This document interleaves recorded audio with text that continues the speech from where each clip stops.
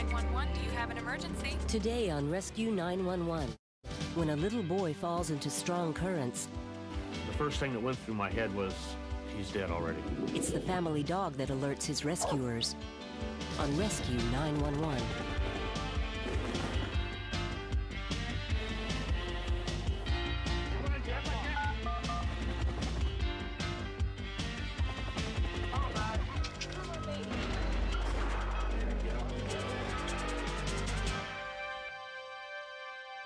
Vacations usually leave us with a scrapbook of pleasant memories.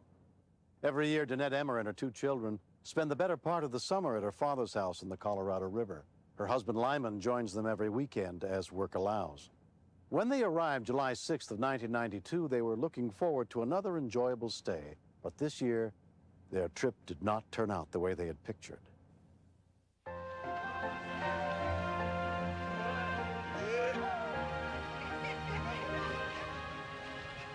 Compared to the other parts of the Colorado River, it is one of the most quiet. But the current is very deceiving. When you get in it, as soon as you get in it, you are carried away by it.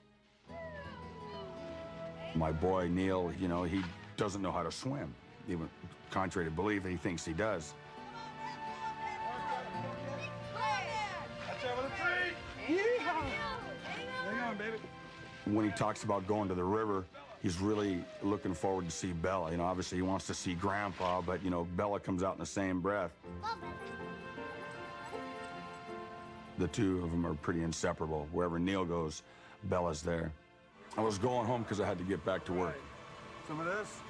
Told the kids that I loved them, and I'd see them Friday, and hopped in the van, and we were off. Neil, you make sure you put that life jacket on if you're down by the water. Understand? See you guys Friday. Bye. You guys hungry? You want some sandwiches? Yeah. Okay, let's go. At that point, I went inside, told the kids to stay away from the water. Then my oldest boy, LJ, had come in.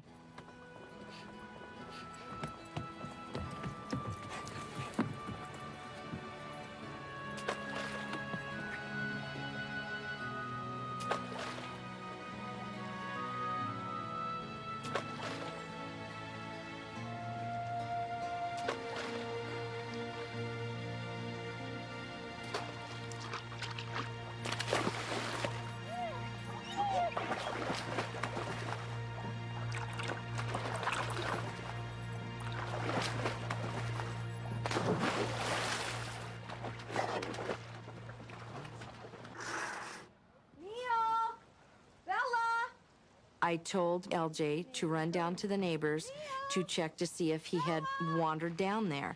Neil! Bella! I just didn't know which way he had gone.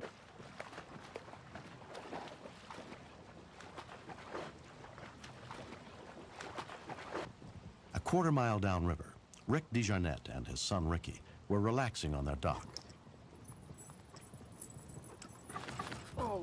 While I was laying there in the chair, I got splashed. And I figured that it was my youngest son playing over there in the bay.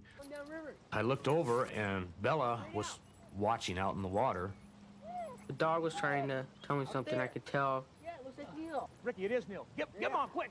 My dad jumped in the water, then Bella went in right after him.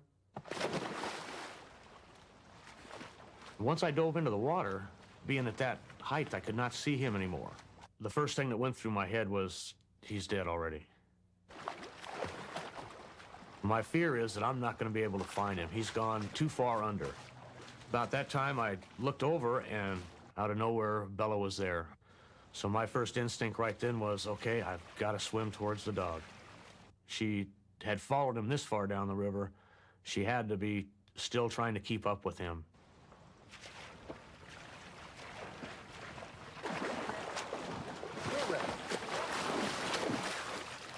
When I finally reached the dog, sure enough, there was Neil. Neil, I picked him up. He was pale white. There was no pulse. Just the thought of, here's a 3-year-old little boy. He can't die yet. He's too young to die.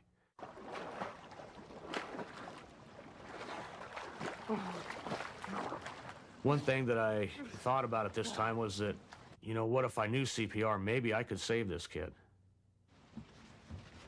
Diane DeJarnette was back at the house when LJ came looking for his little brother. We'll see if he's down there. I told him my son Ricky was down at the dock and he should go look down there. Find him? LJ came back to me and said, Go get your mom. I think something's wrong because Ricky is downriver. My children are not allowed to be downriver because past our place there's nothing there. When we finally got to the shore, we're stuck down there. You cannot swim against this current. Talk to me. Neil! After giving him some air and stuff several times, I saw no reaction. I really started to panic then. Bella was sitting there right beside us, just watching. I thought, there's got to be another way to do this. Oh, Neil, come on. Then just out of somewhere, came up with the idea, okay, give him a little air, throw him over my shoulder. Come on, Neil. Come on. That's it. Spit. Come on. Finally, I heard something. Come on, that's it. You're coughing. Going, wait a minute, this might work. So I threw him over my shoulder again. The prettiest sight was just seeing him spit up water. But we still have the problem of how do we get back?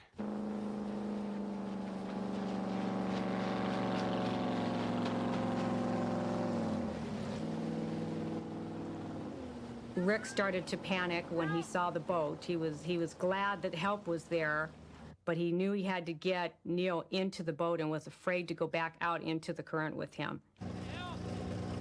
There's nobody. You gotta get him in the boat. The adrenaline just pumped in. I just grabbed him with one hand, picked him up, and started swimming towards the boat. Is he breathing? Is he breathing?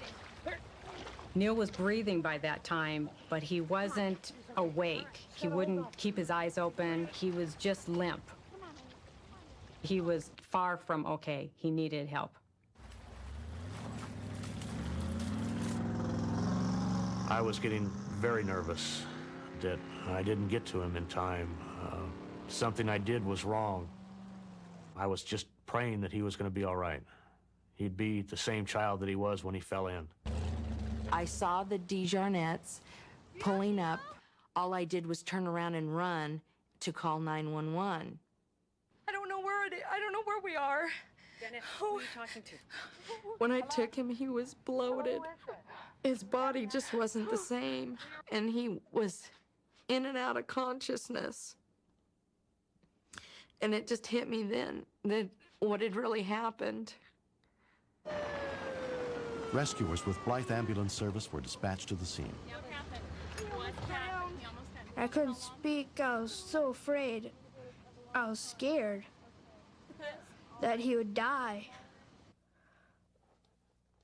And my mom and my dad and me love him. It's been a year since the incident. Neil, now 4 years old, escaped without any injuries. I don't know what it would be like to be without my son. Just the thought of that and how close he came. And I want to thank the good man upstairs again that it wasn't his time.